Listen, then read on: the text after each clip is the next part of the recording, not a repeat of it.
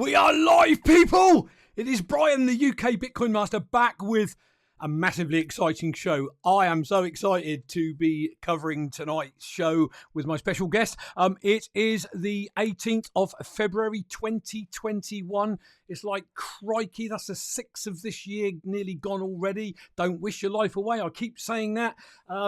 It is great to be with you all. If you're in the chat, pound the like button, share this out on Twitter. I would greatly appreciate it. Subscribe to the channel if you are new to the channel. Very quickly before we get into chatting with my live guest, very quickly, you can see the disclaimer on the screen. You're not going to get any financial advice from me. The only advice I would ever give you is to buy and hold, baby, and wait for those 210,000 block 4-year cycles to pass. And the younger you are, the more 4-year cycles that you can go through. So don't take anything I say as financial advice. You must do your own research. Really important. Check out my websites. ukbitcoinmaster.com is where you're going to find every video I've done to date. And then Bitcoin Interviews is where you're going to find the interviews, including this one when it is concluded. And finally, for anybody that wants to drop a lightning tip, there's my tipping.me address. Don't expect it. Don't run the channel for any type of financial gain. People have reached out to me in the past and said, how can I drop you a tip? So for those that want to, there it is there. Venture, who's in the house, yet again, my good man, thank you very much for your donation a couple of shows ago. I appreciate it greatly. Let's get that out of the way. So before we get into my live guest, let's quickly whiz over and have a look at the Bitcoin chart. And who is not excited by this, people? Who would have thought that if I move my mouse back here to, hold on, where are we? Wrong one. This is the one I want. Where is that? We are 26th of December last year. We'd be maybe, well, I can come down a little bit. I don't know, 22K. Who would have ever thought that today, mid-February, we would be up above $50,000? Which is absolutely mental crazy. So just wanted to put that up there, people. It is a great time to be alive. It is a great time to be in Bitcoin, I have to say. And personally, I think this is just the start of something hellishly exciting. So without further ado, I want to get into why you're all here. Don't forget, people, click on that link and retweet this show. In the show notes already, there is the link to my backup channel. You'll notice that Adam is in the chat as BitcoinMeister, but he's also been commenting as Proud Zionist Jew. That is because he's got a backup channel, as have I, because both of us have had our channels taken down for no reason. If you subscribe to my backup channel, if this one goes down again for any reason, I will simply move my live streaming software over and I will go live on UK Bitcoiner. So do subscribe over there. Very, very quickly, if I can just give a shout out to a few people I like to support. JustLearnBitcoin.com. Dan, I know you're not very well, Dan. Hopefully you're watching this on catch up. He heads up JustLearnBitcoin.com. There's some great stuff over there. Go and check it out. They are show sponsors. I've got this beautiful Bitcoin bracelet that, you know, is a talking point when I'm out and about. Lightning Hood, that is Zaza's merch store. Check him out. SatoshiCorner.com in Ireland. He's got some great merch as well. Clearly Bitcoin to the Moon down in Australia. A great friend. I met him in person a couple of years ago. And then Armin the Palmer now on Twitter's got some great resources out there, so check them out. Very quickly, also check the show notes out afterwards. There's an incredible book that I've recently read, a Bitcoin book for beginners, all about the future of finance. It's a fantastic read. Read it in a couple of days and well worth checking out on Amazon. Matthew Underhill, who wrote that book, he's in the chat with us now. I've chatted with Matthew personally offline. He's a really nice guy, been through the wars himself, but it's a great book to give to a noob, to give to somebody that you want to try and get interested in Bitcoin. So do check out Matthew's book. So without further ado, I want to bring my live guest in and say, welcome BitcoinMeister, Adam Meister, aka Proud Zionist Jew, aka Techball. Great to have you with us, man. Great to have you here. It's great to be here. It is great to be alive. It's great that we had strong hands for the last 11 months. We're almost at the year anniversary of March the 12th. What a great day it was when Bitcoin dropped down into the 3,000s for a few seconds. All the weak hands panicking. And this is times like these when it's $52,000. That's when you appreciate buying 2 Bitcoin for like $10,000 only 11 months ago, and now they're worth over 100,000 combined. It's just time flies. It's a great time to be alive, baby. Trouble is when you live day to day, time does, well, it seems to fly, doesn't it? But when people are looking and they want number go up, it seems forever and ever and ever, and it doesn't go up. And I think the thing that I've learned from being on your shows, probably every single flipping show that you've ever done, I reckon, is that you've got to delay gratification. I wanted to start this off by firstly saying, can you believe that the last time you were on this show was the 4th of April, 2019, which is almost 2 years ago, which is like mental. Where the hell has all that time gone?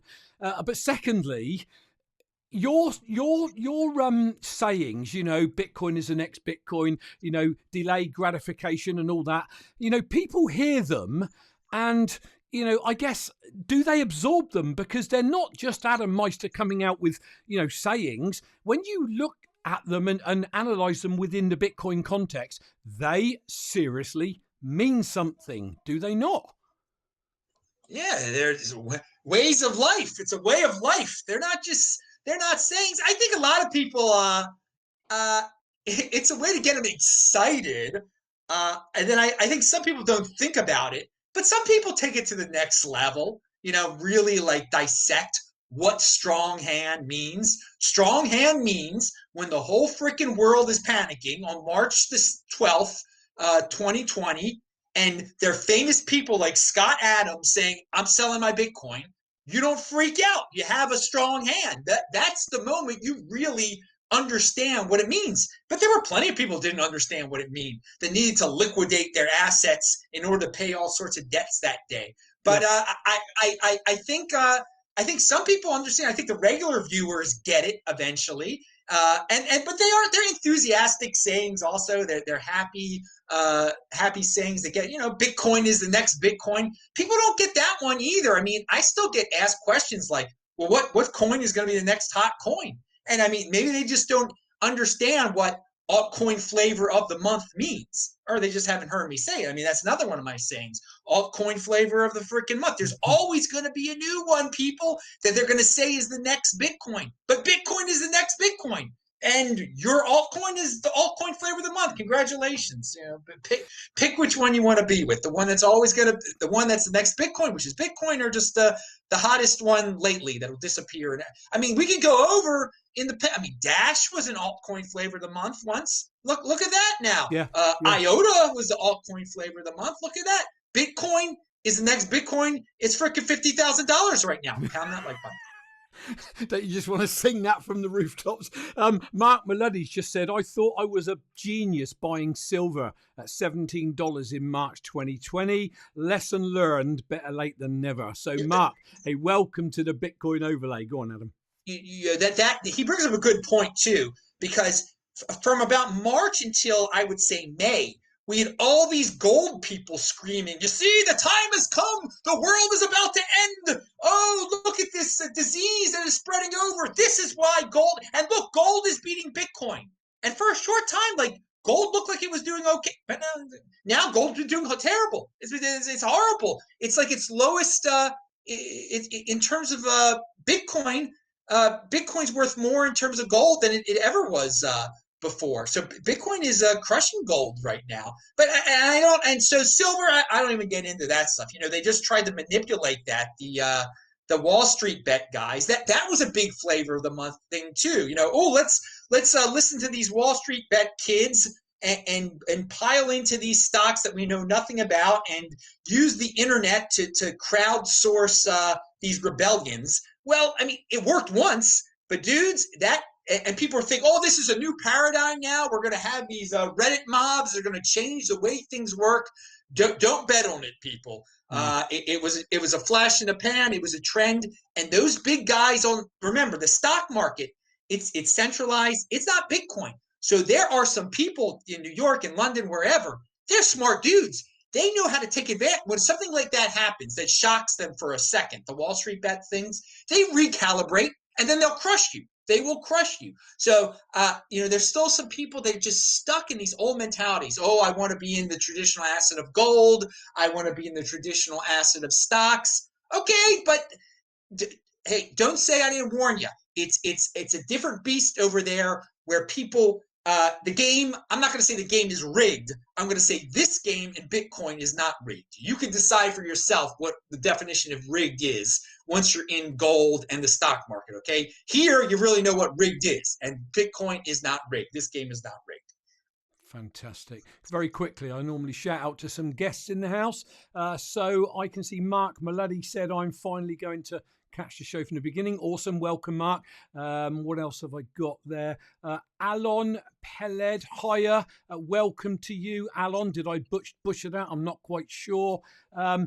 Plenty of people in the chat. Great to have you with us. Don't forget to pound the like button, people. Hello, Brian, Adam, and everyone, says Michael Webber from here in the UK. I don't think I've missed any out. So if you want to get my attention, people, type in UK Bitcoin Master. So, Adam, just a few questions I got lined up.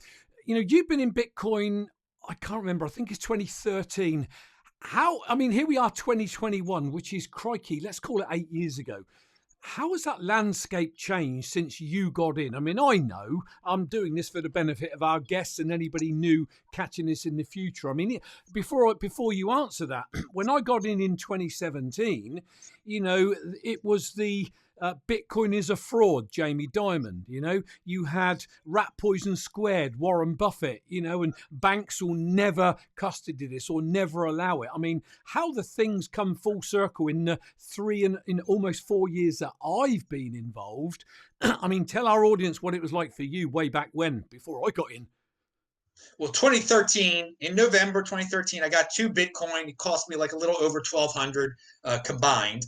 And back then, actually, there was it was kind of peaking from the previous halving, and there were a lot of people that were excited. And then in 2014, it went down the tubes, and in terms of price. And my Lord, there were so many people who were like, "It's going to zero. It's going to zero." So 2014 and 15, if you thought the bear market was bad in 2018 and 2019, that's where the bear market was bad, because there was still the belief that it could go to zero. Now, I didn't believe it could go to zero, but there were plenty of people that thought it could go to zero. And there got to a point in like 2015 where there weren't very many people in the space. There weren't many people publicly talking about it. There weren't many YouTube channels. There weren't any podcasts or anything like that. There was just a really bad vibe, and there was there was very little mainstream activity. You go, if you brought up Bitcoin to someone, no one would know what it was. And just the bull run of after the 2016 halving, that brought it to a new level, of recognition. So back in the day, there was very little mainstream recognition, and there was also a semi-legitimate fear that it could go to zero. But since, over time, the altcoin space has gone wild. Everybody's an expert. Everybody can predict the future. Everybody's a chart analyst now.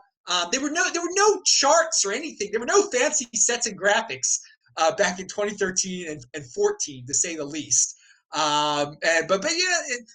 Now, social media has expanded a lot since then too. So of course, Bitcoin is. There was no Bitcoin Twitter really back definitely not in 2013.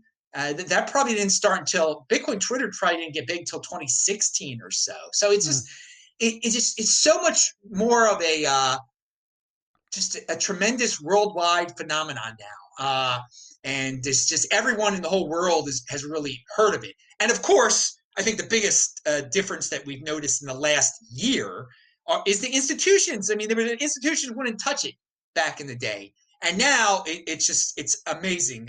Since September, since the Michael Saylor thing, there are people now that are saying, "Oh, Bitcoin's a corporate thing. It's unfair that these businesses got in." And just 4 years ago, people were saying, oh, Bitcoin's for losers. There's no corporate interest in it at all. So, I mean, we've gone from one extreme to another. But the corporate interest is definitely a tremendous difference from the. I mean, if 2013, just to describe the scenario that's going on now with Michael Saylor issuing bonds to buy Bitcoin, I mean, you couldn't have really even just predicted it back then at all. I mean, people would have laughed in your face. So it's changed quite a bit. It's matured, but we're still at the beginning. There's no country has announced that it's buying Bitcoin for its reserves yet, and that will happen one day. And we've been looking forward to that day for a while. There's no Bitcoin ETF yet. There will be a Bitcoin ETF eventually. So we're still early. You people watching in 2030, you're laughing because all this has happened by then. And Yeah. who knows what Bitcoin's worth for you dudes there, man. So it's really interesting that you've said that, because when I first got into Bitcoin, and I always say to people, and what I say to people is based on, I'm going to say, your teachings, because yours is the main show that I've watched every single one of. I don't do that with others. I dip in and out. But the one thing I learned quickly is the 210,000 block theory. I quickly learned that Bitcoin goes through cycles, and everybody jumps in, and if they don't learn about the cycles, they'll get totally wrecked, or they'll think it's going to zero when all it's doing is moving through its cycle. And I remember, I mean, so naive, in May 2017, bought my first Bitcoin at, I put 2,000 British pounds in. I got 1.047 BTC, I think, at the time. And I was so excited, and I saw the run up in 2017. And of course, I knew no different then. I was telling people they need to get in, and family members were buying small amounts of Bitcoin very close to the top.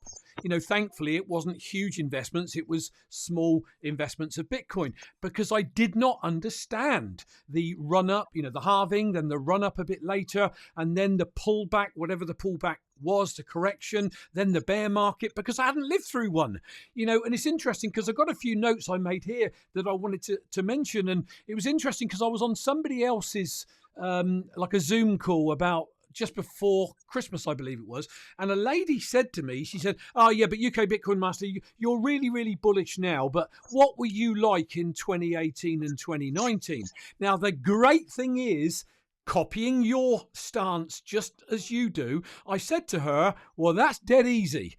Go back into my archives and look at all my videos through 2018 and 2019 and part of 2020, and you'll never find a non-bullish UK Bitcoin master.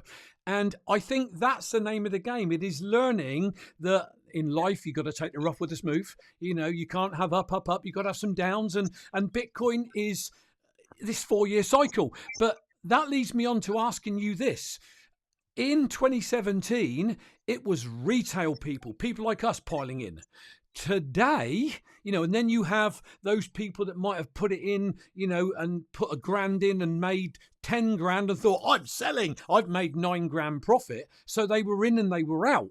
But with today, it's institutions, the Michael Saylors. You've got flipping Elon Musk has put $1.5 billion into it. Now, I don't understand finance. I don't understand how companies work in terms of their finance departments.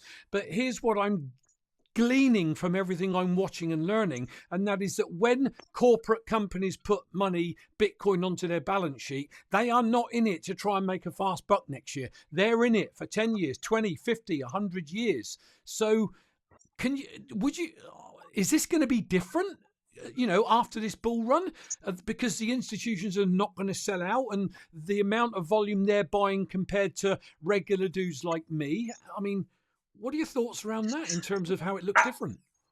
I think some of the institutions will sell. Actually, some of them will have weak hands. Some of them will definitely have weak hands. I think some of them have set it in stone. Like, yes, this is a long-term thing, and they get the 4-year cycle. But there are others that are gonna, they're gonna go through their own business problems, and maybe the rest of their business is gonna go totally to what. And they're going to have to liquidate the one thing that's valuable. So I don't like to, you said you learned a lot from the 4-year cycle, and you recommended to everyone just live through a 4-year cycle. And I recommend the same thing. If you live through a 4-year cycle, you know what to expect. Okay. So I'm going to stick with that. 2022 will be a down year. I just think it will be. I don't think there are plenty of people that think it's different this time because of the institutions, and basically based on what you just said, that they're not gonna massively sell out. That they're going to be propping it up and everything. But I don't know. I think we're going to reach an unreasonably high price during this cycle, and it will have to come down. So thus, it won't be different. There will be a correction in 2022. Now, I'd be plenty happy if it is different this time, and it never goes down again. But I like to just remind everyone what we've seen before. That's happened a few times now. I mean, 2014 was just like 2018. Well, 2022 be just like it in some ways. Yeah, that's what I'm expecting. But I'll tell you this: I don't think we've gotten to the point where Bitcoin will even drop to during its next down cycle. Okay, I agree. Yeah. So during the previous down cycle that we just lived through, it dropped all the way down to $3,100. I don't know. The next one in 2022, it's not going to drop down to $52,000. It might drop down to 60. That's legitimate. But hey, let's enjoy. We're not there yet. We're not at 60 yet. And I'm pretty sure this up cycle that we're in, that we should all enjoy and love. We're getting to that. We're going to get to that 6-digit realm. And you know what? The next down cycle, it might only drop down to 100,000. But I'm totally ready for 2022 for it to drop to 60,000. Now, I do want to say one other thing that's different this time than the last few times. Especially, well, I would tell people, I bought a Bitcoin, and people would be like, "Oh, that's cool. It's 2013. You bought a Bitcoin. That seems reasonable." Or, it's 2018, and you just bought a Bitcoin for $3,000. Okay, that's reasonable. I put out there, reminding people that I paid $220 for a Bitcoin in 2015. There are people out there that don't believe that I own a Bitcoin. Like, it's hard for certain people at this point to grasp that people can own a Bitcoin, because they have it so in their mind that it's worth $52,000. Who would pay $52,000? Even though I can demonstrate that I bought one for really cheap. So we've entered this new paradigm where you're pretty elite if you own one Bitcoin. Like, people do not believe you. Like, they think, they're like, if you have so many Bitcoin, why is the ceiling fan look ugly? I mean, you can't be wealthy. You can't own one Bitcoin. You're in a place that's dark. You can't be successful. They cannot grasp that a regular person can own one Bitcoin, and that's totally changed. And I think that's kind of cool. The name of the show is the One Bitcoin Show. I always now people think you're freaking elite if you own one Bitcoin. I was telling people back in the day, get 10 Bitcoin and you'll be elite. And there's no argument with that. If you own 10 Bitcoin, you're freaking elite. All right. Well, you say because of the price of it, people are not believing it. And we're not going to go out and expose what we've got to people. But, I bought a Bitcoin in 2017, and one Bitcoin was about 1,950 British pounds. That's what I paid. And I bought a couple more. So, they were cheap. But people are thinking now that it's all over. It's now $50,000 and it's all over, But when Bitcoin is, say, $250,000, are people going to look back and say, crikey, Bitcoin was on sale at 50K? And if you're watching this now or in the future, you don't need to buy a whole Bitcoin, people. You buy what you can. You set up dollar cost averaging. You put whatever you can into it. You do what Adam does, and don't waste money you don't need to waste. Don't buy the takeaway. Don't get the new flat screen TV. It is really interesting because 3 years ago, a friend of ours passed away, and he very kindly left us some money in his will. And I was going to buy a new car. And I was only just into Bitcoin, and I was my first year into being indoctrinated into the Adam Meister way of thinking. And I was going to get another car, and I remember sat outside with Elaine, had a glass of wine, and I said, do you know what? Why don't I not get this car, and why don't I put that into Bitcoin instead? And oh my goodness, I'm so glad I did. Because that has I don't know what, I can't remember now, 6x, 5x, and I'm still not touching it, because now it's like you go and buy something new, a laptop or whatever it is, and you think, my goodness, in 5 years' time, how much did that laptop cost me? So Bitcoin is tending to re-educate us on not wasting and going back how my gran used to say to me all the time, you need to save. You need to save for the future. And I love Bitcoin because it is educating us to save again, and we live in a debt-based world. They want you to spend money because a debt-based world is how the economy works. So they don't want you to save, and Bitcoin is, in my opinion, the very best savings plan anyone could ever be part of. So I am just massively bullish on all of that. Now, I do want to say one thing before we move off this topic. I asked you the question about, do you think we'll get a correction? But when I'm talking to people about Bitcoin, I always say to them, prepare for the worst, and you might not go that way. So if you prepare that in 2022, we may see a 60, 80, 90% pullback or whatever it might be, and it doesn't happen, that's a phenomenal psychology to have. Whereas if you set yourself up that it isn't going to correct and it does correct, it's like, oh my Lord, I wasn't prepared for that. So it is about having the right psychology, I think, personally. So question for you. You've been around since 2013. I remember when I got in 2017, there were very few content creators that I could find that I really wanted to listen to, that I felt I could put my, let's say, trust in. I remember even BTC Benny Sessions. He started off in and out of alts, and only more recent years he's really got into focused on Bitcoin only. So let's just think about some of the people that were out there in Bitcoin that potentially came across as mega strong hands and turned out to be weak hands and have now left the space, or left the space for a period of time, and all of a sudden as the Bitcoin price pumps, they rear their heads again. Can you name any? Well, there's one guy I think of. He's a good guy, but he couldn't take the heat. Parabolic Trav, who's got a fun. I was going to say the same. He's got a fun Twitter feed, really fun Twitter feed. I mean, when in 2017, when Bitcoin was going 20K and everything, I mean, he was going wild. And then he crashed. He didn't post on Twitter for a while. The guy doesn't. I mean, how hard is it to? I mean, he had to hide from Twitter. And now he's back like nothing happened. And you know what? That's his that's his way and everything. But that's the first one. I mean, at least the dude came back. But there's no record of what he did during the down market because he wasn't around. He ran away during it. You and I, we were here. But the funny thing is, most people don't check the archives anyway, so they'll just they just look at your most current hit, and they think that's what you've been doing the entire time. I don't want to mention the guy that came up with his own altcoin, Ego Coin Man. He used to be the biggest Bitcoin fan in the world, and would rip on Ethereum, and then he made a coin on Ethereum, and everybody. I don't like to focus on those negative people, and people are people come and go. They can do whatever they can do what they want to do.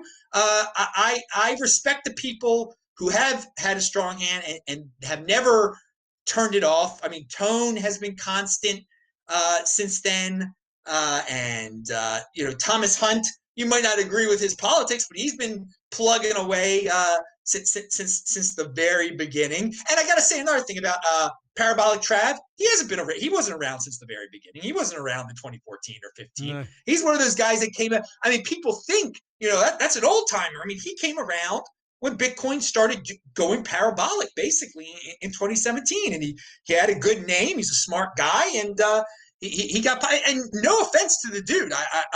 You asked the question, and that was the first thing that came to my mind. But there's so many younger people now that could not have even been around in 2014. They were like in college then. Some of the dudes now. I mean, they're 7 years older. I mean, these guys. I love getting these really young guys on the show and everything. And that just they have no. Of course, to them, they're like 2013. That's so long ago. I remember in 2014 when I would like say I've been around since 2013, I'd be like, oh, well, that's not very long. You know, there's some of these dudes been around since 2011.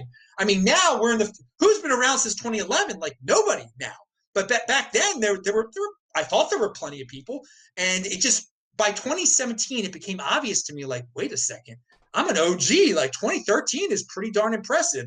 And now it's like I'm a great great grandfather or something like that. Yeah, in Bitcoin terms, you are. Rocky's just put in the chat. Vinnie Lingham sold all his Bitcoin at $1,200. Yeah, the Vinnie Lingham thing is he's been vilified a lot, and a lot of it's become legend.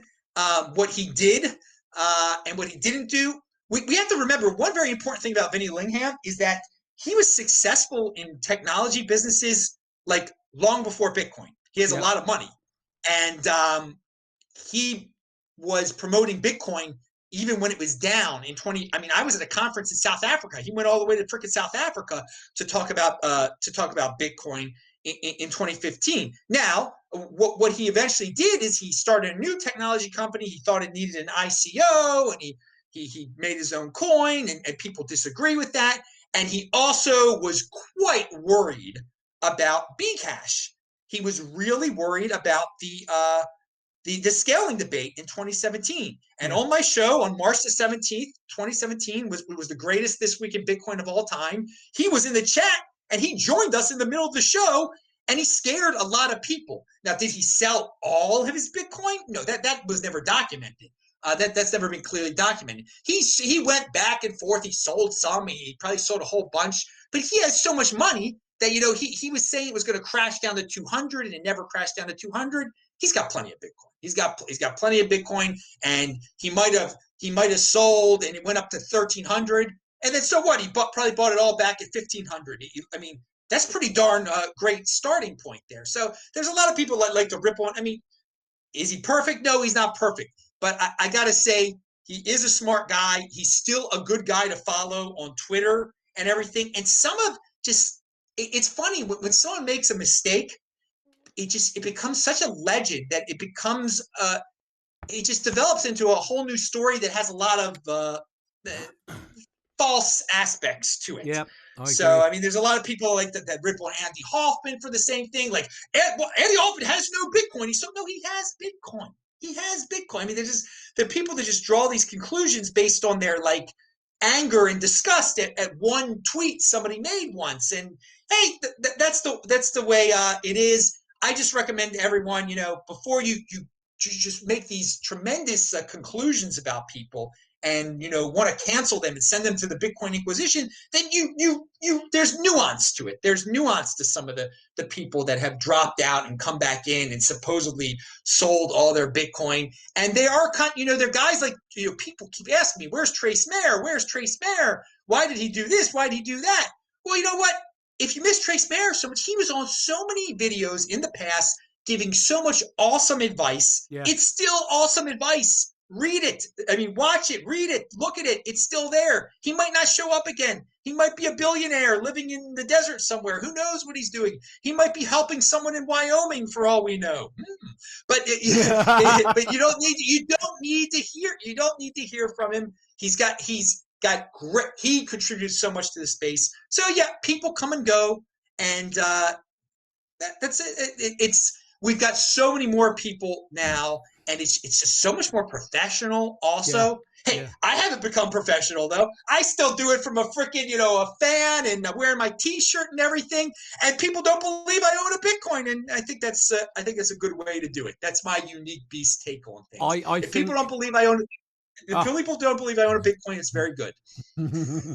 Yeah, but they've only got to go and see what you recently posted today on Twitter. I think you put one Bitcoin up there then, didn't you, on Twitter in a picture? So the proof is out there, people. Quick shout out to some people in the chat. Johnny NY, great to have you in the house. He says, hello, Adam. Elia Epping says, Adam, I heard that it looks like 10,000, a correction may be possible of 80%. I can't imagine, can you? Yeah, I can imagine, Elia. These are the things that we have to be prepared for. Even now, you could see a 2, 3, 4, 5,000 green candle or a 5,000 red candle in a heartbeat. in a heartbeat. And if you got several Bitcoin, imagine what gets wiped off your value, but it's only wiped off on paper, and you shouldn't keep looking at the charts all the time because it always comes back to its all-time high and then moves again. Adam, Michael Saylor, let's talk about him for a minute because he came in only in August last year. Now, obviously, people are, calling him the new Bitcoin Jesus and everything else like that. But, he's got a lot of Bitcoin on a personal level.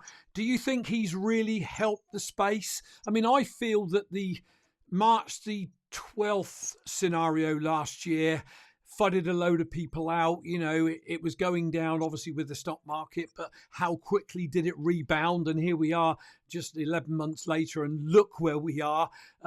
So do you think that Michael Saylor, what happened last year that's still going on right now, do you think that has accelerated Bitcoin's adoption? Yes. He is the marketing man right now for Bitcoin. If Bitcoin was a centralized company, they would have hired him. But of course, it's not. He volunteered for the work. He is the marketing man. He has done great things for spreading the word for Bitcoin, and he put his money where his mouth is. So he took a lot off the freaking market. That was the biggest news of 2020. And I said it back in August when I didn't know who the heck he was, that MicroStrategy buying that Bitcoin, saying they were going to buy Bitcoin for their treasury was the biggest news, because it made it cool to do for the made it acceptable for the institutions, for the corporations. So he's gone out of his way, and you know what? He's marketing it because he knows it's going to help make it more valuable for him. It's serving his interest. There's nothing wrong with that. Yeah, win-win. It's win-win. And there are a lot of people before he came around, and I think they've been silent lately. There were some people that thought, marketing Bitcoin, they thought it was disgusting. We don't need marketing. I haven't heard too many people say that since Michael Saylor joined in. Everybody is welcome here. You need tech people. You need marketing people. You need people questioning the narrative sometimes too. And that's the thing. It's uncensorable. No one can get kicked out. And you need people that have weak hands also, just to show that, hey, they're smart guys. Geniuses. They're genius weak hands out there. And then you know what? I'm not a genius, but I didn't make that mistake, and I can learn from the mistake that genius made, and you feel better about yourself. No. There's all sorts of examples of people out there, and no one can be barred from the space. And that, so he's been a great contributor to the space, I think. But you know what? His time will come. He'll be eclipsed eventually. Elon Musk doing what he did. If Elon Musk wanted to, Elon Musk is a very busy man. But if for some reason, if he wanted to, he could make everybody forget about Michael Saylor real quick. If he turned Tesla into anything that resembles what MicroStrategy is doing, like being a Bitcoin holding company, you'd forget about Michael Saylor. But that's not going to happen. Elon did a great thing by having Tesla buy some Bitcoin and do it some more, but that's not going to be his main focus in business. It is clear Michael Saylor he's transitioned that business into becoming like one of its primary focuses is just buying Bitcoin. It's just amazing. It's amazing when you look back, and that's something I couldn't have dreamed of back in the day. That I could dream of companies buying Bitcoin, but just not like regular companies all of a sudden saying, okay, we're going to continue with our regular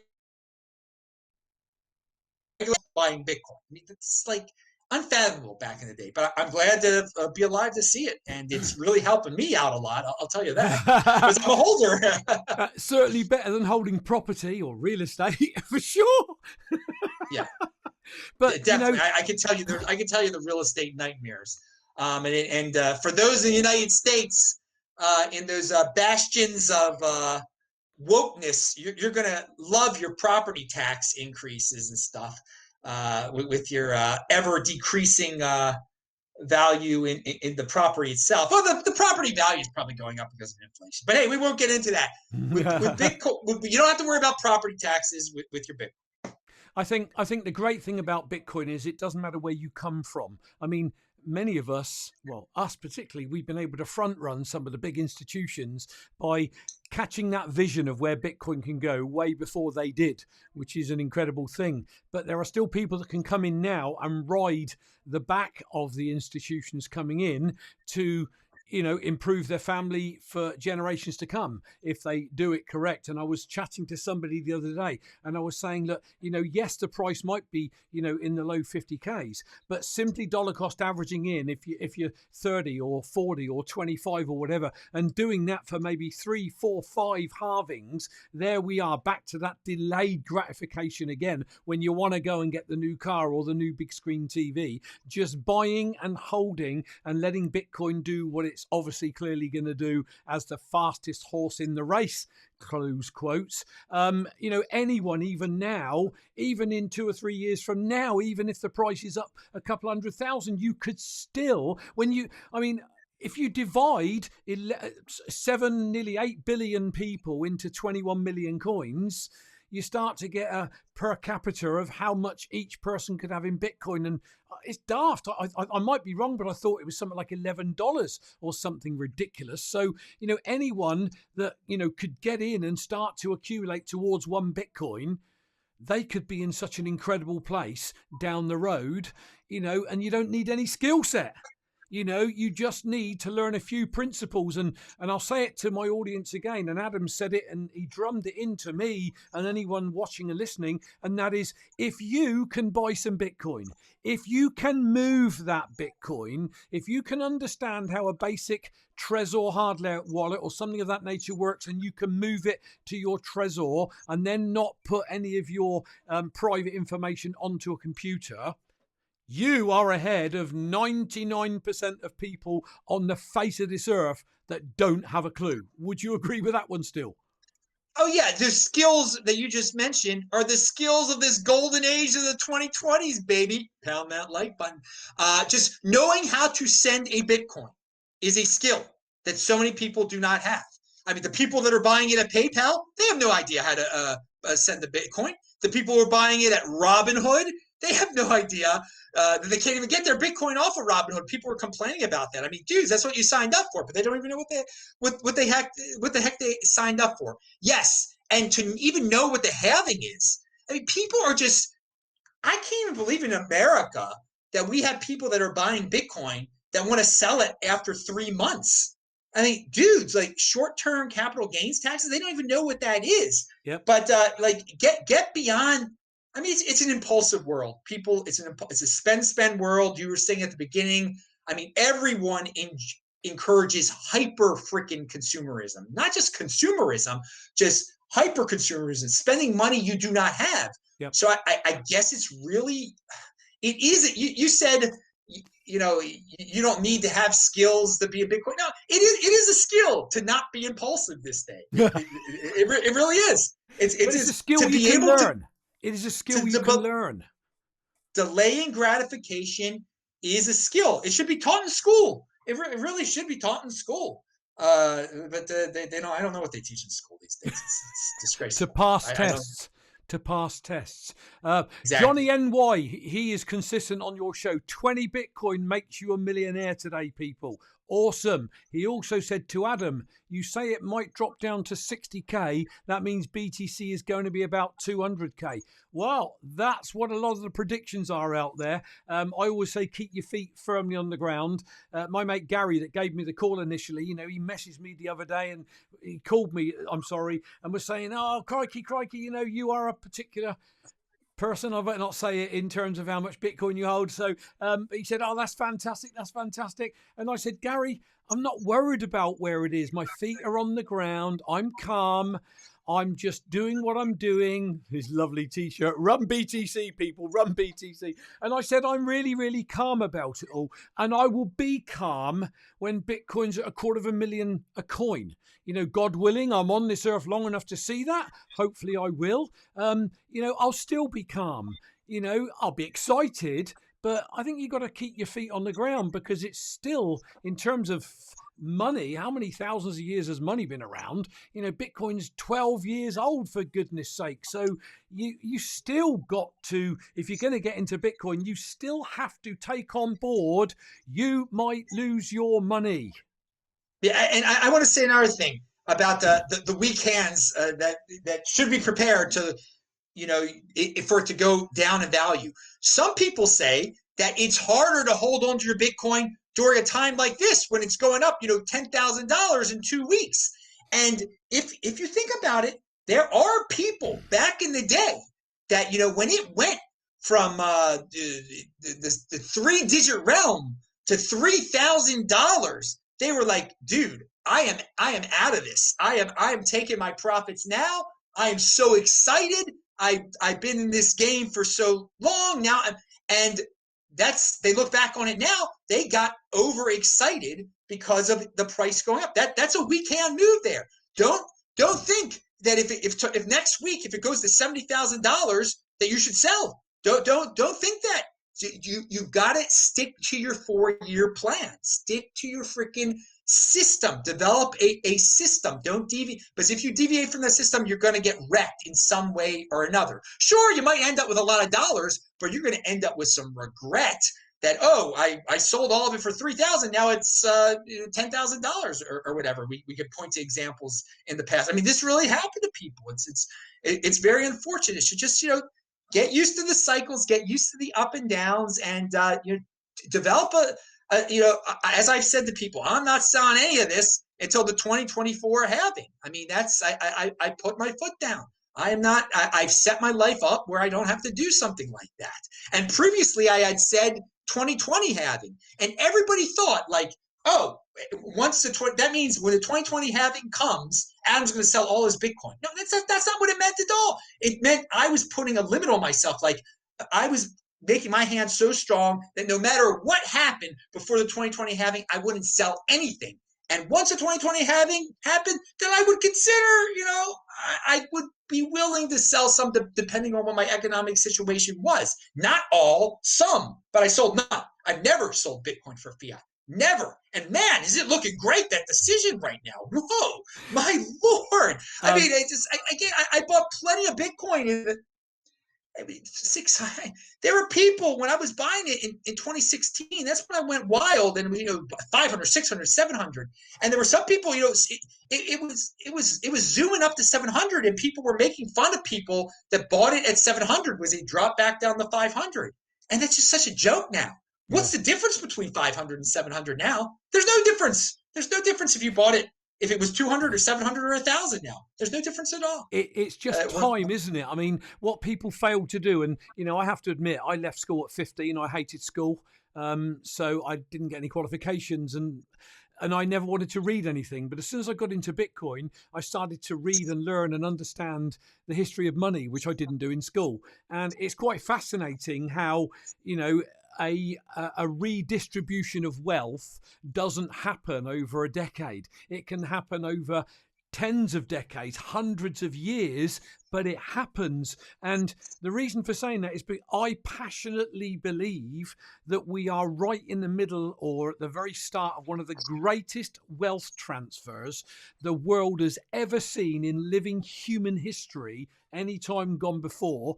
And you, whoever you are watching this, you have got an opportunity to participate and be part of that wealth coming to you, because it's going to cut, as the boomers, and I'm a boomer, but as the boomers that have got millions and billions die off, and we will, they're going to pass it down to their kids, and their children ain't going to want to hold precious metals and things. Bitcoin, they're going to want to get into this model. And this is how very, very slowly, very, very surely the wealth is going to transfer from those like Mr. Schiff and the likes that are entrenched in their thought processes and can't lift that mentality into regular people. And you've got a chance, whoever you are, to accumulate Bitcoin over a period of time. If you're younger, 3 halvings from now, 4 halvings from now, and you will set your family financially free for generations, where they won't be oppressed by governments. They'll be able to do what they want and leave that as a legacy for generations to come. Why aren't people getting that? Because it's just too, they can't think beyond tomorrow. I mean, they can't they got other things on their minds. And I will say, I like how you say it's going to be the biggest wealth transfer of all time. I made a video. I don't know. It was back in 2015. I think I said 300,000 North Americans will have the chance to become millionaires because of this. And I was pretty spot on with that. If you were listening to me right then, I hope you become a millionaire since then. So that's part of the big wealth transfer. But I do want to say another thing. That some of the rich out there that are already rich, they're going to get richer. Okay. So, hey, that's just the way. There's plenty of rich people didn't get there because of luck. All right. A lot of them got there because of their brains, not just because their dads had money and stuff. So some of them are going to recalibrate.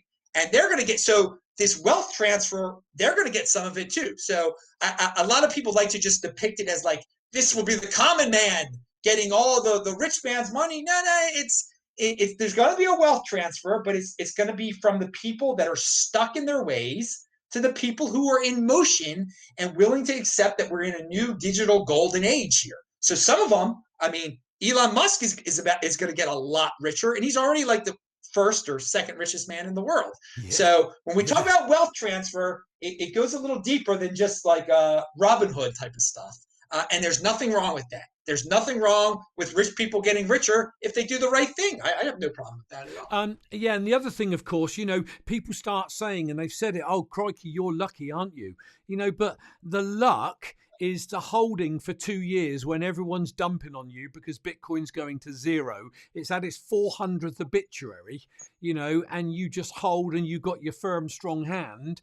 That ain't luck, mister. It's not. When you develop a system, that's not luck. You set out a complete life system based around a 4-year cycle. I mean, that's not luck. That's knowledge. Putting real knowledge into use, and the luck thing is a no coiner excuse. And again, we just to not be impulsive, to be able to defer gratification, that is a skill. That is not luck. That is not luck. And you give people that marshmallow test, most of them are gonna fail it. They're not gonna be able to defer gratification. So. But they'll be the first ones to tell you that it was luck. No, it is skill, and everyone out there. Don't put yourself down. Be proud. Don't call it luck.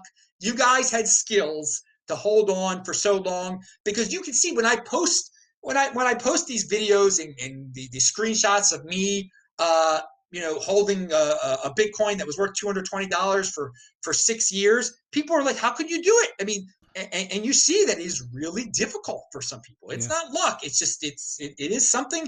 That's the way of the world. You have to. I know for some people, it's just amazing to think like people just can't hold on to something for 4 years. No, they can't. They can't. That's the way the world works, apparently. There's a Mark in the chat that said, never sell. Hopefully there is a way to derive income from our BTC. Well, there already is, but here's the problem. Right now, there is no way on earth I am giving up my private keys to make 5% interest on my Bitcoin. Now, I believe that as the space evolves, there will be innovation. There will be different ways in which you could, if you like, keep your Bitcoin and derive an income from doing something with it. But Adam, I know where you're at, and I want you to tell our audience where you're at. But before you do, let me tell you where I'm at. Nobody or nothing is getting my private keys to my Bitcoin. It just simply ain't happening, people, because I don't care who the exchange is. The minute you relinquish your private keys, you lose control of your Bitcoin, and you cannot ever say or never say never just because an exchange is respected. It's been around a long time. It's got a massive amount of liquidity.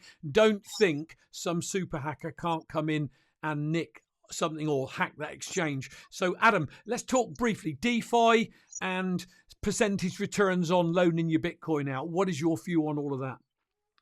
Never say never again. That was a movie, a famous movie. Oh, James crikey, Bond. Who was that? Yes, it was. It was the remake of. It was from 1983 when Roger Moore went against Sean Connery in a James Bond company. There were two. Anyway, it's a long story for you, James Bond. I wanted to bring it up because there were British people watching this. Come on here. All right. So the DeFi and giving up your private key. First of all, there are ways to derive interest on your Bitcoin without giving up your Bitcoin. You get your crypto dividend, the airdrops, the forks. Oh, baby. You learn that skill. Now, that's a skill to have. I mean, you could create a whole business out of that. I mean, Jimmy Song had a business helping people claim their freaking Bitcoin diamond crypto dividends and whatnot. And of course, you were talking about the Trezor beforehand. If you could teach someone how to set up a Trezor, that's a business right there. So, but anyway, going back to the DeFi thing, it is. I lived through the ICO craze, okay? Yeah, and too. you know, I had no problem with people doing ICOs, okay? I said that most of them are fake and they're not going to, nothing's going to become of them. A lot of them are scams, but you live and learn. If people don't want to listen, they want to experiment, let them do that. So this DeFi thing is going to be the ICO thing on steroids. But it would be great if we lived in the world, instead of having to rely on these stock markets and IPOs and all this stuff, people could just do ICOs. That's how they would fund their businesses instead of going. So the whole concept of an ICO will be eventually integrated into mainstream financial society. It will be. We won't need all these stock market middlemen and all this stuff. But the DeFi thing is getting rid of a traditional finance methods, okay? And right now it's the Wild West out there. And yes, you have to give up your so I would never give up my private key of my Bitcoin. Let somebody else, 2% interest, 7% interest, whatever it is. The DeFi people, though, I mean, they're doing interesting experiments out there. I mean, you end up valuing your wealth in their DeFi tokens, and I mean, and that I don't believe in doing that. I mean, you're getting interest in terms, they're paying you in terms of some of these tokens. They're just printing money out of thin air. And I have no problem with them printing money out of thin air. It's all one big gigantic experiment. I have no interest in doing it. I know it's fancy. It's the flavor of the month, and I want everyone to be prepared. If you think they're talking about DeFi a lot now, it's going to get a lot bigger as this year progresses, okay? And if they pull off Ethereum 2.0, the DeFi talk will get bigger and the Ethereum talk will get bigger. The Ethereum flippening talk will come about again. And if you were in this in 2017, you already lived through it. You already heard the ICO hype. You've already heard the Ethereum flippening hype before, and you won't be worried about it. But there are going to be plenty of people coming to me saying, Adam, should I get Ethereum? I hear it's going to be worth more than Bitcoin. And I say this in that voice because this already happened to me in 2017. Me too. Bitcoin is the next Bitcoin, okay, guys? Ethereum is very interesting. Ethereum is the next Ethereum. It's clearly the number two. I don't go crazy calling it a scam and all that stuff. But dudes, Bitcoin is the next Bitcoin. It's a completely different animal. And you're welcome to experiment in Ethereum if you want to. I don't do that. No. Over the long term, Bitcoin wins. Same as that. I'm very happy. I'm very comfortable. And I think you've got to find your home. And some people do. I mean, the guy that introduced me, I don't know if Gary's in the chat, but Gary openly says to me, he said, I play with alts. He said, I just have loads of them and I trade. And he said to me, but it's pointless me talking to you about that because you're just a Bitcoin maxi and all you want to do is just hold Bitcoin. But I'm not stupid enough to exclude the fact that there will be innovation out there, and people are loving the Ethereum, the DeFi side of things.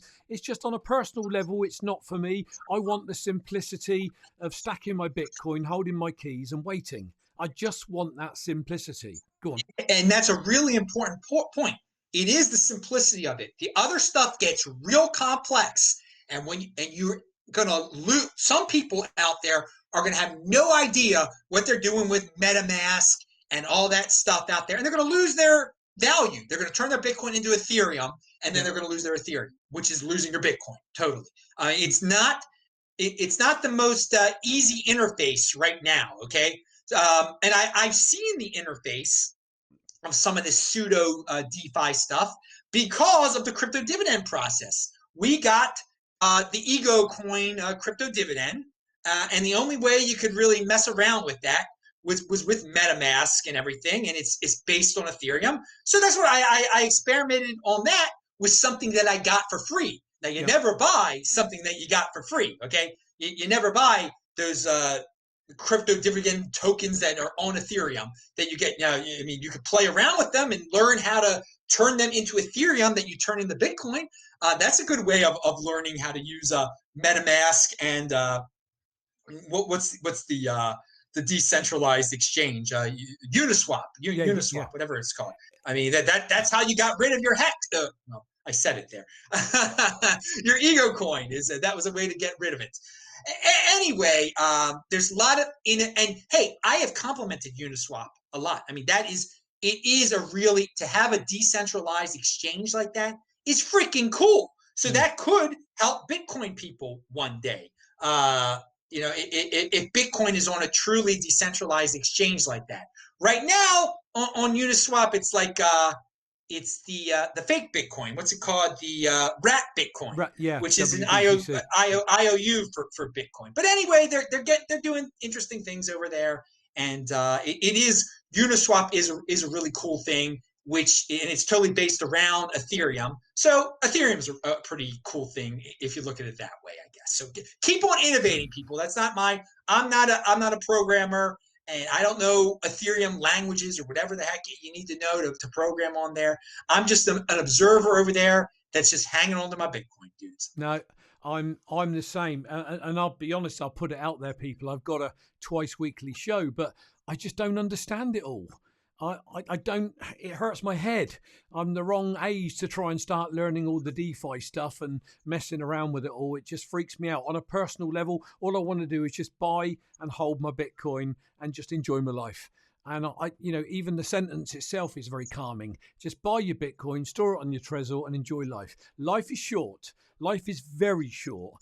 And, you want to just smell the roses, in my opinion. So for me, it works to just buy and hold and get my crypto dividends and turn them into more Bitcoin. And that's what I've done ever since I got into Bitcoin. I've claimed everything I possibly can now, hands up. I can't do that on my own. I'm learning, but I do have the help of a great gentleman that's in the chat. Most people know who he is. He's helped me all the way. But I've got my free Bitcoin just for holding my Bitcoin on my Trezor and then claiming those dividends. And that really flipping adds up. It really does. So, right, we're on the hour mark. So that is time to pull it all together. Adam, I'm hoping that we're going to find lots of noobs as this thing goes mental that are finding channels like ours.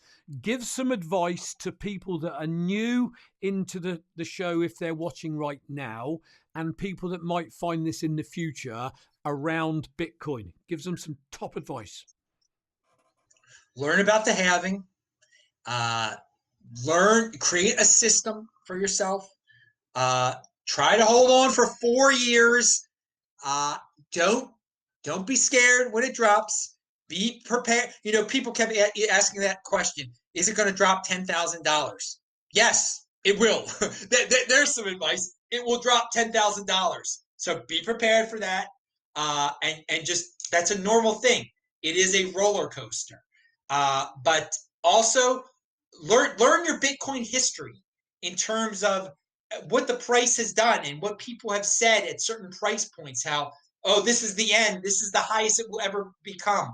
Remember this saying: it always returns to its all-time high. Another day closer to an all-time high. Every single time. Things have looked bleak. I remember when it got to its all-time high of $1,200 in 2013, there were people for years, 2 years straight, that said it would never return to $1,200. That's quite a history lesson, isn't it, people? For all you people watching now, if you bought it at $1,200, you are just doing incredible right now, just incredible. So all-time highs are, in a 4-year process, they are forgotten soon enough. And it always returns to its all-time high. And just be patient. Don't be impulsive. Don't fall for altcoin flavors of the month. absolutely sound advice, and it's really interesting because when I'm in your chat, I also see there's a young lad, isn't there? 123 No Scope. He's always in your chat, and I don't know whether he was at university or he opted out or whatever, but he said he's opted into Bitcoin and he's heading rapidly towards being a millionaire in his 20s, which is absolutely incredible. And it's all down to what you've preached on your show. I've learned that. I've tried in my own way to try and deliver some of that to the people that come on my channel. And I mean, today there's some incredible content creators out there that will give you honest, sound advice that is not giving you advice so that they can milk something off the back of it. It's just honest advice. Go and find them out. Follow Adam at BitcoinMeister. Follow his other backup channel, Proud Zionist Jew. He's even commented in this chat as Proud Zionist Jew. Follow that. Follow my UK Bitcoiner in case my channel goes down. So, Adam, just bear with me a minute because I love to finish off my shows with a quote. I love quotes. And this is one I found, people, and I think this is so relevant to what we've just been talking about. It's from the legend that was the late Jim Rohn. Your life does not get better by chance. It gets better by change. Here's the thing. You can bury your head in the sand, okay, and just think the government's going to take care of you.